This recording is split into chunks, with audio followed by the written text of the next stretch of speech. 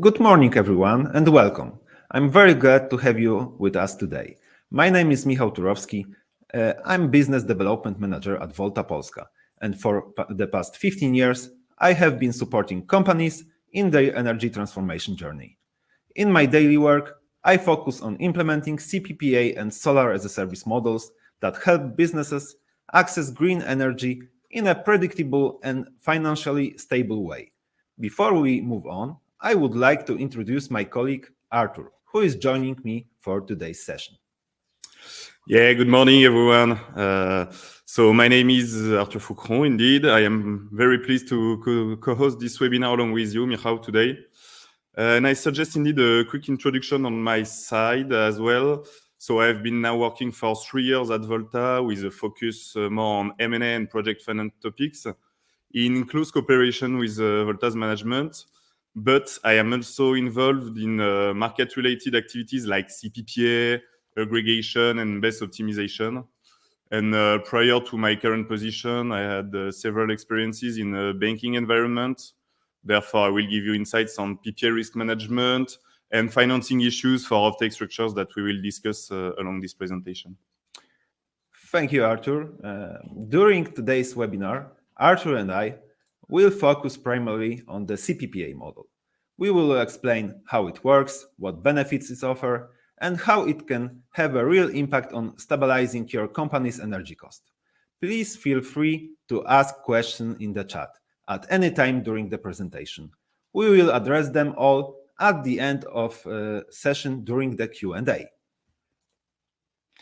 Before we move on, the main part of the presentation, I would like to take a moment to make sure everything is working properly on the technical side.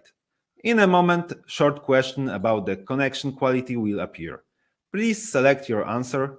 This will help us check the comfort of your experience and test the polling feature, which we will be using later in the session. This way, we will be able to continue smoothly.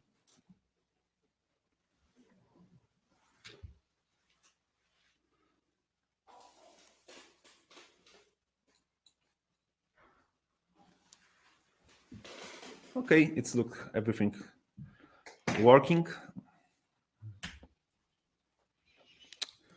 Great. So thank you for participating in this short survey.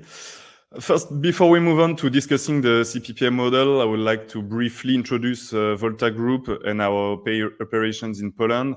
So Volta Group has been active since 2014 as an IPP, operating and developing renewable energy projects, mainly focused on first PV rooftops and onshoring repowering, supporting the energy transition across several markets. So currently, we have a portfolio of around 300 megawatts of projects that are either operational or under construction, and nearly 1 gigawatt in our development portfolio. We operate mainly in France and Poland, but also in the Indian Ocean region. And fun fact, this includes Volta being the leading IPP in Sri Lanka. Our shareholders include institutional investment funds, FL Investment Group and Tilt Capital Partners, and indirectly PFR Ventures, so the Polish Development Fund, which provides for us financial stability and long-term development strategy. Finally, in Poland, Volta Polska aims at operating mainly utility-scale PV plants, but also battery energy storage system and wind assets. Thank you, Arthur. Today's webinar is the first session, and the first one held in English. In the Volta Energy Lab series, I will be extremely grateful for your feedback and suggestion regarding topics that you think should be covered in future edition. We want Volta Energy Lab to reflect the real needs of the market and help you make informed energy decision. Okay, since we now understand the ecosystem in which Volta Polska operates and what the Volta Energy Lab initiative entails, let's move on to the broader market context. Understanding the current energy market landscape and the applicable regulations is crucial for properly assessing the potential of models such as corporate PPA. And therefore, in the following slides, we will examine the key trends and regulatory conditions that may shape corporate decision-making in the energy sector.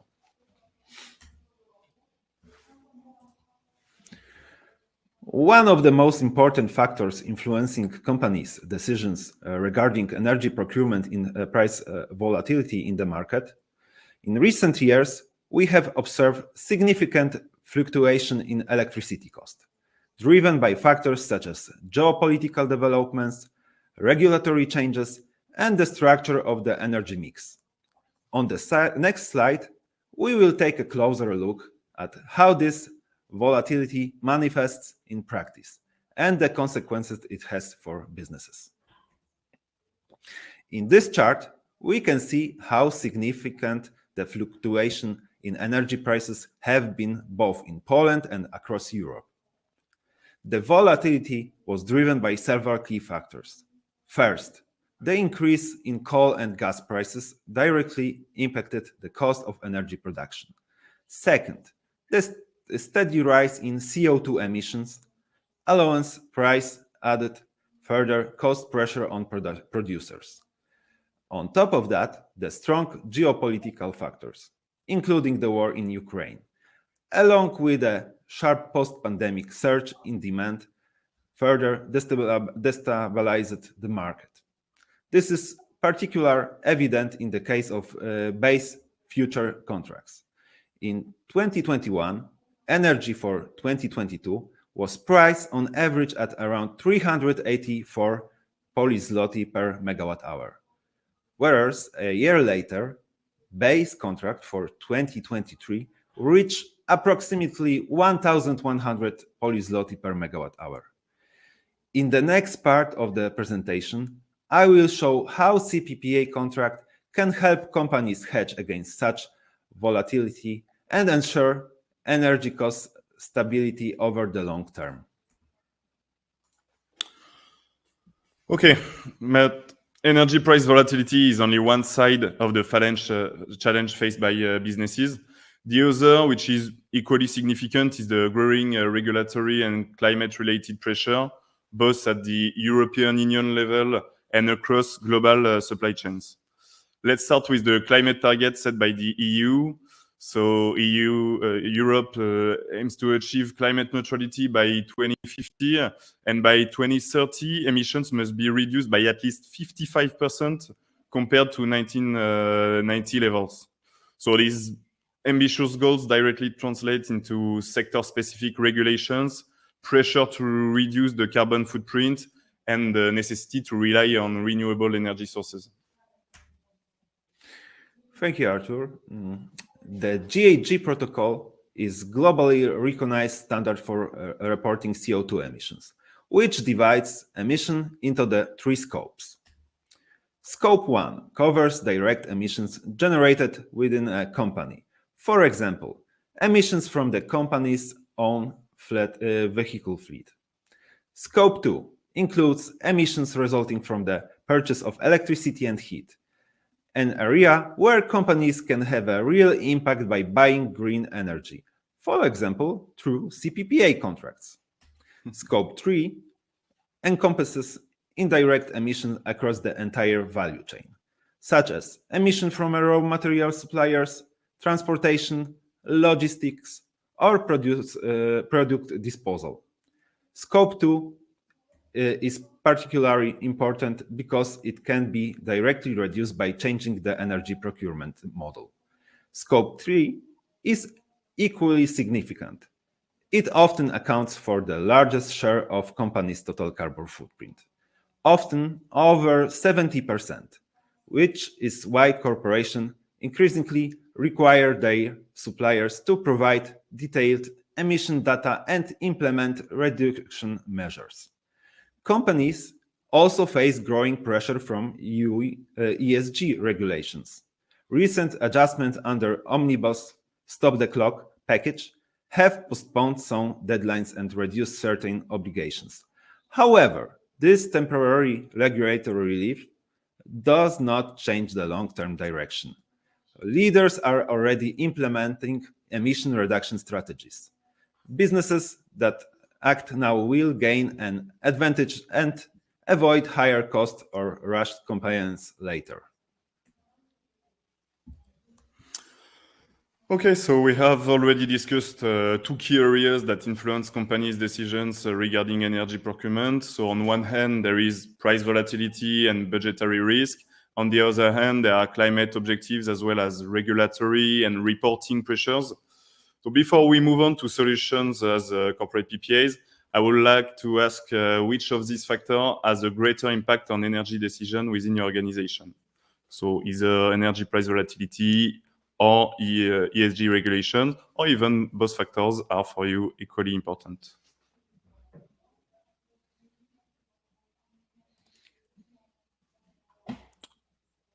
Let's wait for a few seconds. Yes.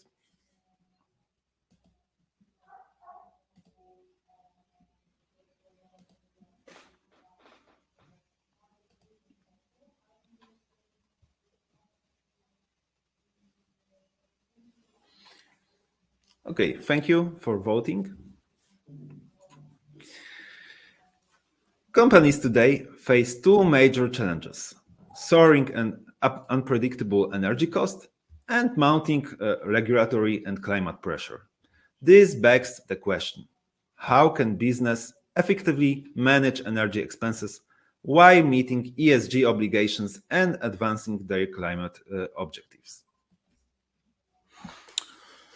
For us, cPPA contracts are the answer to this question.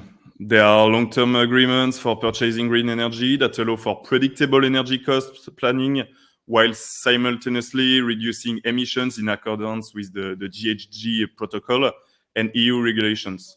So Michał will define what is a PPA in more details now. Thank you, Arthur.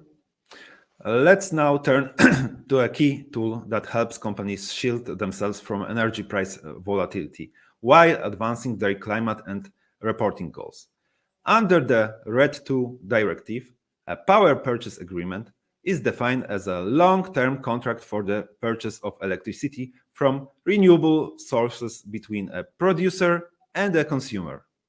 The agreement sets out the volume of energy, the price, and the contract duration, and it allows the buyer to include the purchased energy in their Scope 2 emission reduction targets.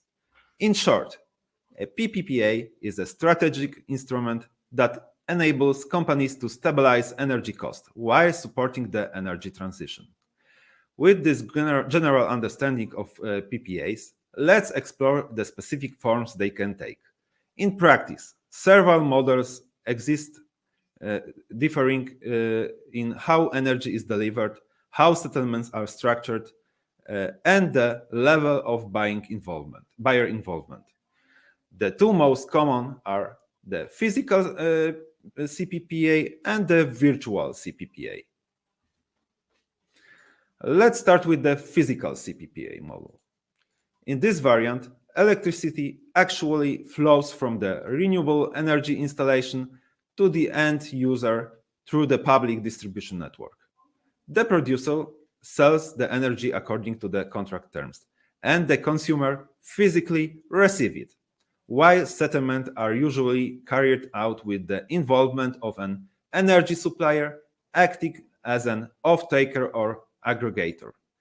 The agreement sets a fixed or indexed energy price for multiple years, which protect the company from market fluctuation and allow for advanced cost planning. At the same time, the consumer has a full right to count this energy toward their Scope 2 emissions, supporting decarbonization and reporting goals. This model works particularly well for companies with a large, stable energy consumption that want a direct relationship with a renewable energy project. So this was the physical PPA. But the second variant is the so-called virtual or financial cPPA. While still being an agreement between a producer and a corporate off-taker, in this case, there is no physical delivery of electricity. The power generated by the renewable energy plant is sold on the market, and only a financial settlement takes place between the producer and the buyer based on the difference between the market price and the price agreed in the contract. So it is basically a CFD, contract for difference. If the market price is higher than the contract strike price, the producer pays the difference to the buyer. On the contrary, if it is lower, the buyer pays the difference with the guaranteed price. So this way, the company hedges against rising energy prices while being able to claim renewable energy for Scope 2 emissions reporting. Virtual PPA are often chosen even by international companies that do not necessarily consume energy in the country where the renewable installation is located, but that want to implement a global ESG strategy in a flexible and scalable way.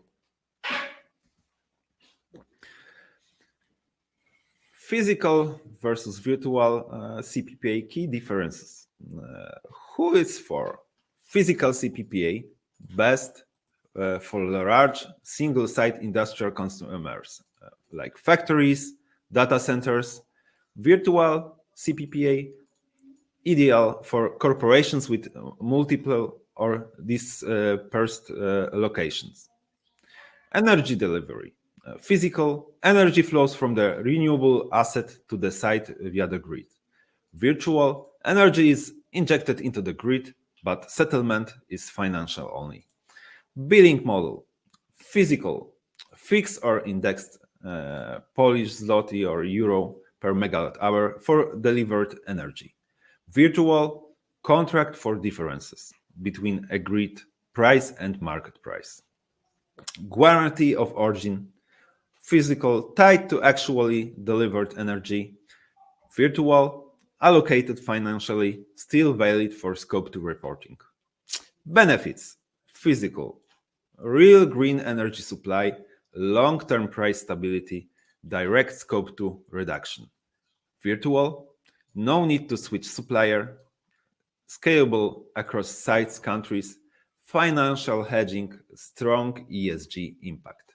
Bottom line, physical cPPA suits large sites with a steady consumption, and virtual PPA offers flexible decarbonization for distributed organization. Now, I would like to invite you to take part in a short survey. We have discussed two cPPA models, physical and virtual, each of which address different organizational needs. Please indicate which model better fits your company's profile. Is it the physical cPPA preferred by companies with a large stable energy consumption, or perhaps the virtual cPPA, which works very well for distributed organizations or those operating across multiple markets? If both models are of interest to you, please feel free to select that option as well.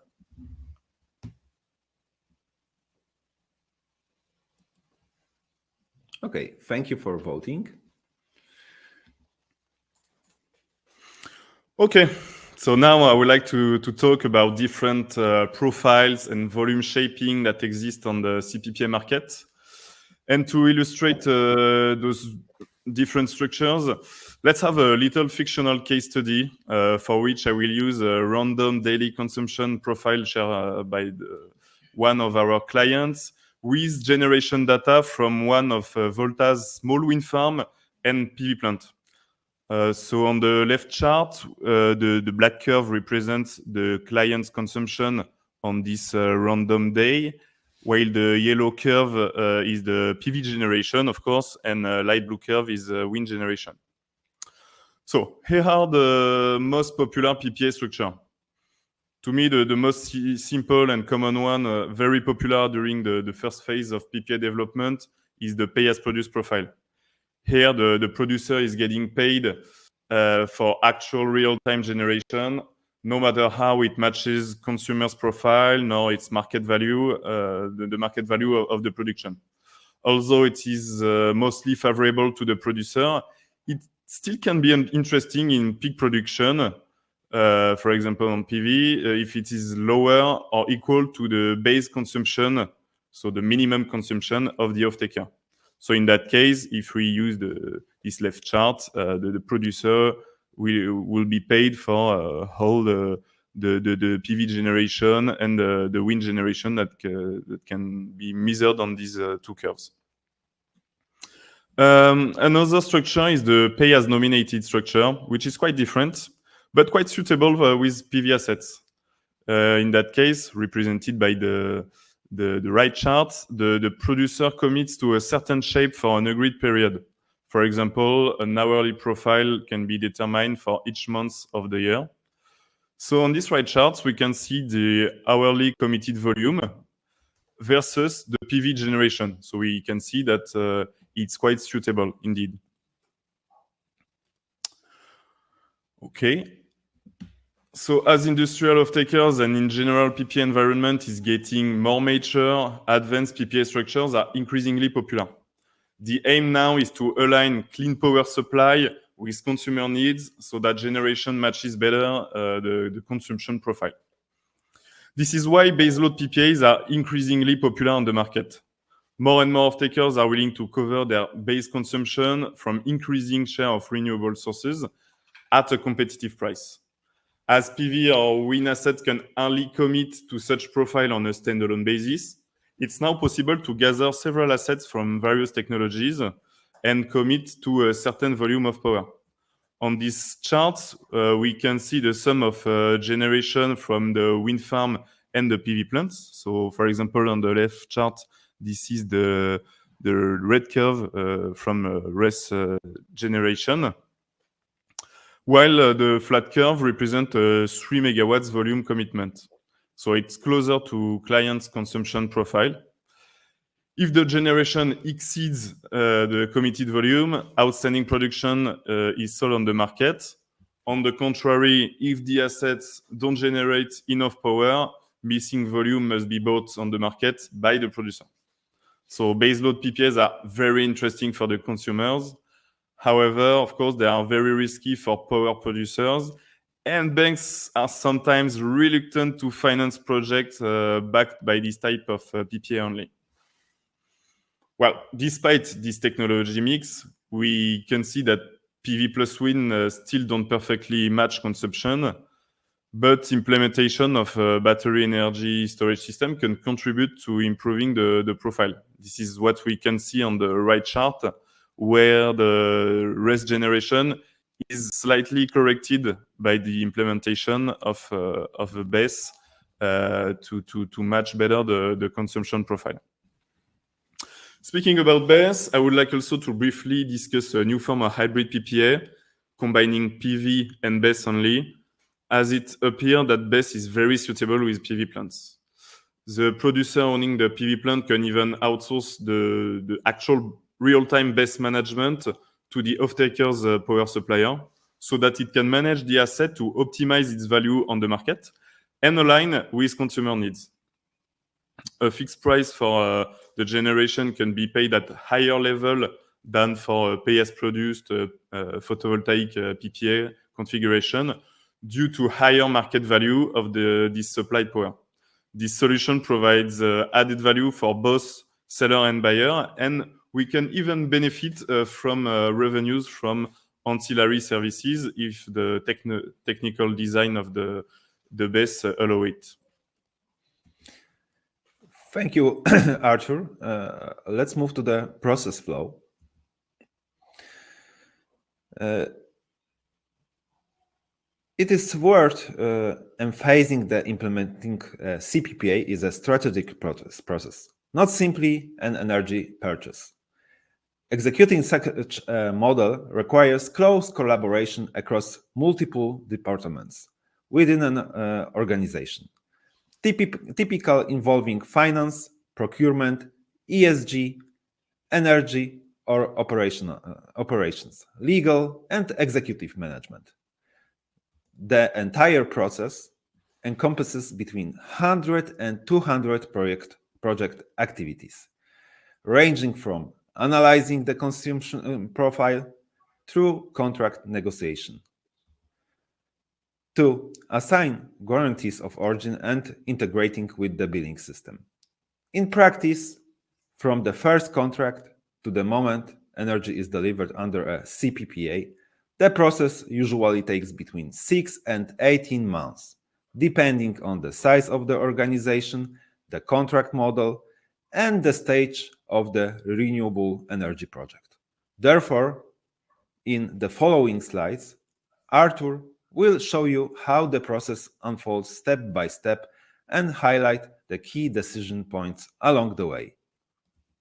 Yeah, thank you, Michał. So the first stage of implementing a cPPA contract is the so-called consultation phase, which allows the model to be tailored to the organization's actual needs. So at this stage, we analyze the energy consumption profile, examining how much energy the company consumes, at what times, and the seasonal variability of its demand. So then, based on this analysis, we select the more suitable renewable energy source, such as one of our solar or wind farm, and determine what percentage of the demand can be covered through a cPPA. Once the main assumptions are established, including energy volume, price, duration, start the date of delivery, and type of PPA, a term sheet is signed. This document defines the basic parameters of the future agreement, and its signing represents the moment when both parties express their intention to continue the process and move on to the next stage, the contracting phase. During this stage, the parties negotiate the detailed terms of the agreement, including the settlement method and risk allocation provisions. Simultaneously, in the case of a physical cPPA, discussions are held with the entity responsible for energy balancing, so the party that technically reconciles difference between forecasted and actual production and the consumption, of the client. So once all conditions are agreed upon, the cPPA agreement and the balancing agreement are signed, concluding the formal phase and preparing for the start of energy deliveries. The signing of the PPA agreement marks the beginning of the third phase, the operational phase, when energy starts to actually flow under the cPPA model. Then now the off-taker receives the green energy along with GOs, which can be used for Scope 2 emissions reporting and ESG objectives. Energy settlements and invoicing are carried out monthly in accordance with the contract. Additionally, business reviews are typically held on a quarterly basis for plant production monitoring and so on. Thank you, Arthur. Let's move on to challenges and risks. A cPPA contract provides tangible benefits for a company, but its implementation also comes with certain challenges. First, these agreements are legally and financially complex, requiring precise negotiation and the involvement of multiple departments on the client side. Second, regulatory and market risks must be considered, particularly in the context of changes in EU climate policy, emissions reporting, and energy price volatility. Therefore, it is crucial to enter the process with a reliable and experienced partner, one who not only supplies energy, but also provides technological, financial, and operational support for years to come. Okay, so as we mentioned some of the terms of this agreement, now let's dive into them. So the idea is not to build an exhaustive list of usual conditions for this kind of agreement, but to describe one of the most important one and how the risk associated with these clauses can be balanced between the buyer and the seller to find a kind of sweet spot. Risk mitigation is indeed very important, on one hand for the seller, especially for financing purposes, and on the other hand, so that the buyer controls its costs on medium and long term. Obviously, all these terms are part of a commercial negotiation, so they may change from a PPA to another. First, the tenor depends mostly on customer needs, of course, but must also meet sellers' financing requirements. So that's why it can range between 3 to even 15 or 20 years, even more. Longer term provides a longer hedge, but may also prevent the seller and the buyer benefiting from any upside on the market. Then price indexation on CPI is usually not required on very short-term PPA. However, some off-takers are willing to accept such indexation to cover any seller's OPEX increase while benefiting from lower initial price, so on year one of the PPA. The guaranteed volume will depend on profile, structure, and shaping, as discussed previously in this presentation. The balancing responsible party, also known as BRP, is also an important topic. So the BRP will balance outstanding volumes to meet off-takers' consumption and resell volumes on the market if the generation exceeds consumption. In case of physical PPA, it is really easier if the BRP is the buyer's power supplier. Of course, imbalance management incurs a cost, which is usually borne on the top of the cPPA price, which is, of course, still subject to a commercial negotiation. Finally, negative spot prices hours are now a major threat for producers' revenues. A way to mitigate this issue is to shut down the plant when the situation occurs and get paid for forecasted generation, while at the same time, the off-takers benefits from negative merchant price. So it can supply its power at very competitive price. Otherwise, if there is no compensation for negative spot price hours, the price will be increased to cover such loss for the producer, of course. And to conclude, early termination is maybe one of the most sensitive terms. For both parties, early termination must be strictly restricted to force majeure events or default from the other party.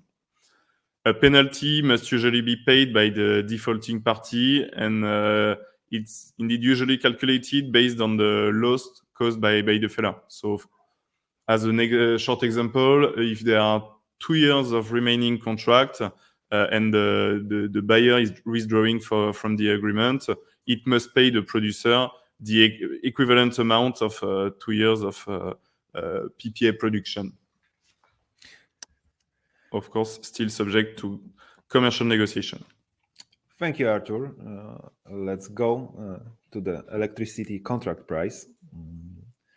In Poland, physical cPPA structures come with several country-specific cost components that need to be reflected in the final price. First, the cPPA price must include the balancing and sleeving fee paid to the trading company, acting as the balancing responsible party for both the generator and the off-taker. Typical cost range from 15 to as much as 50 Polish zloty per megawatt hour. Additionally, due to the requirement for generators to acquire and redeem certificates of origin, green, white, and blue certificates representing property rights, physical cPPA carry extra charges.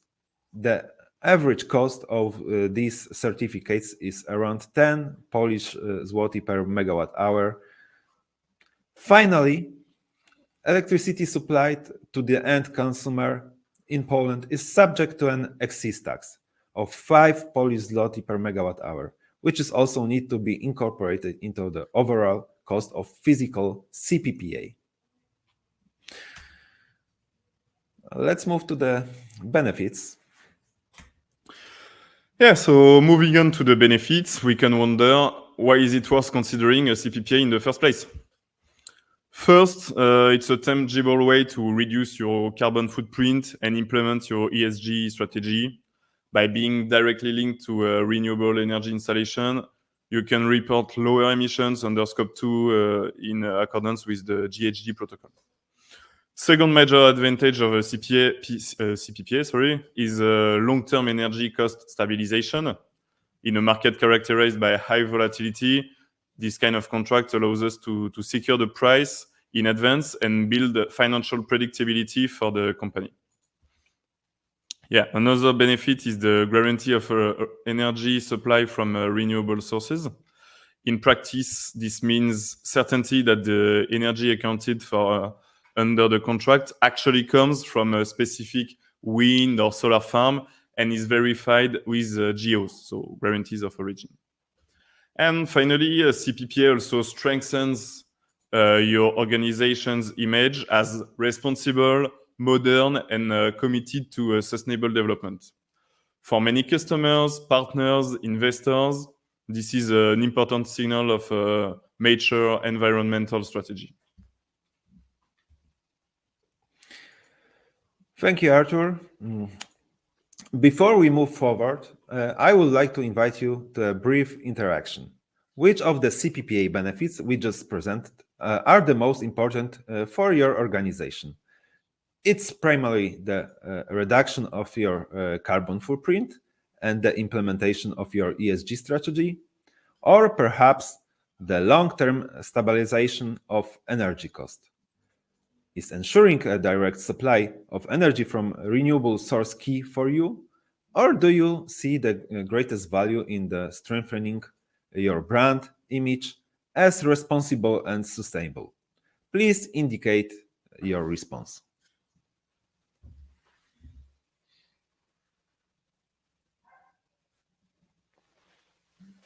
Thank you for voting.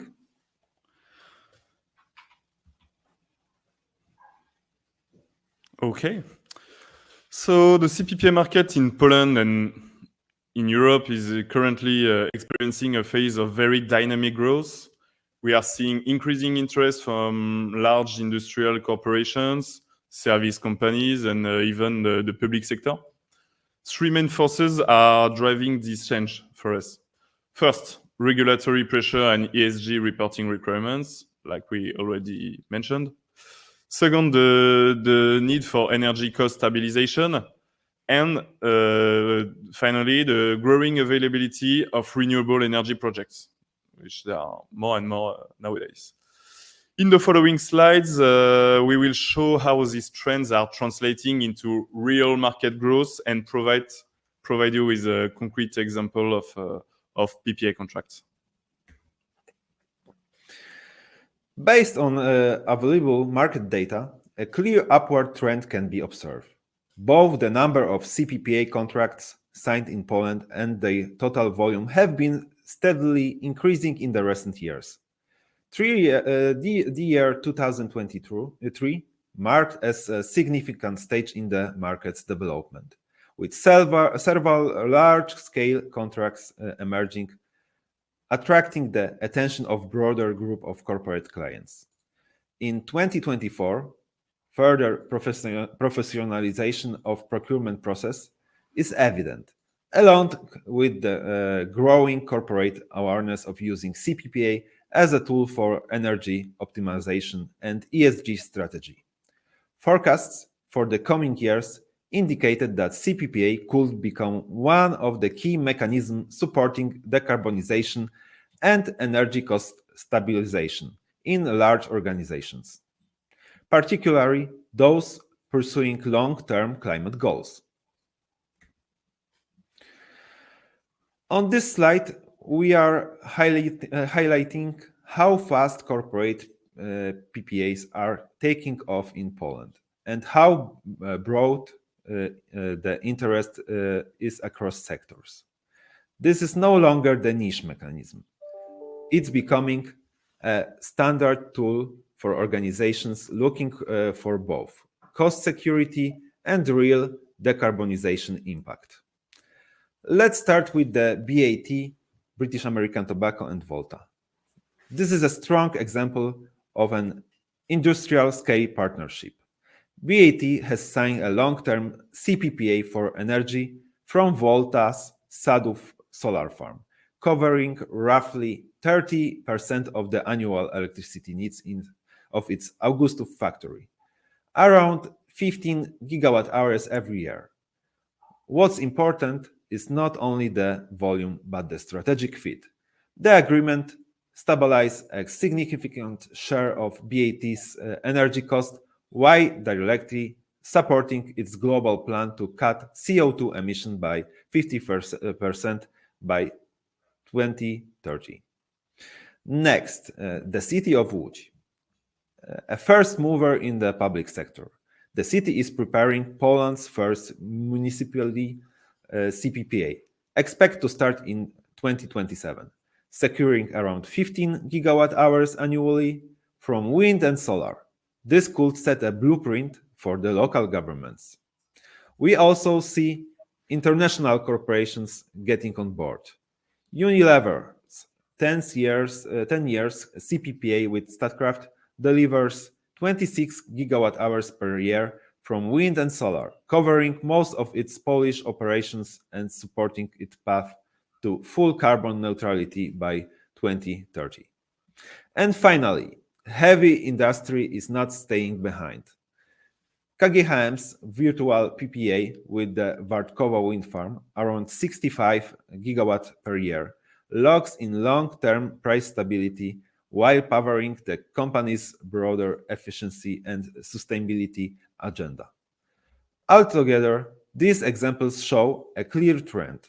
cPPAs are becoming a strategic lever in Poland for industry, the public sector, and global corporations, offering predictable costs, measurable CO2 reduction, and momentum for the country's energy transition.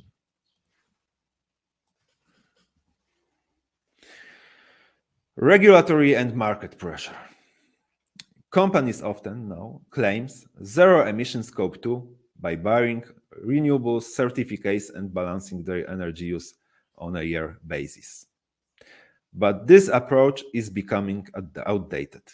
A new model, hourly and regional matching, requires the renewable power be produced in the same hours and in the same market zone where it is consumed. In October 2025, the GHG protocol launched consultations on updating Scope 2 rules, like adding a requirement for hourly matching.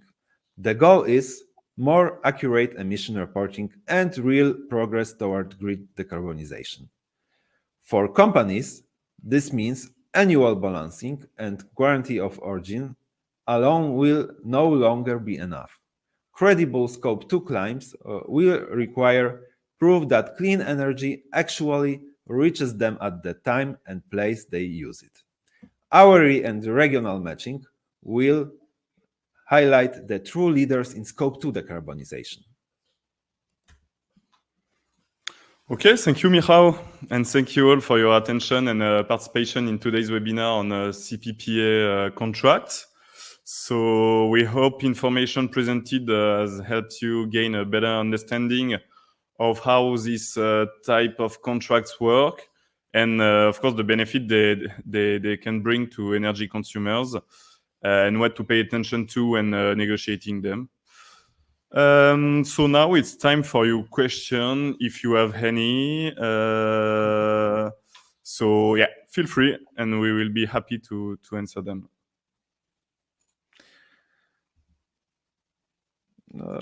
It seems that we don't have any questions. Not much so far. No worries. We're still available later. Yeah. Thank you for your for participating in the webinar. Yeah, of course. I also encourage you to contact me individually to discuss any specific topics. Just scan the QR code, which will take you to the calendar with available time slots. We will be happy to meet you in person and answer detailed questions.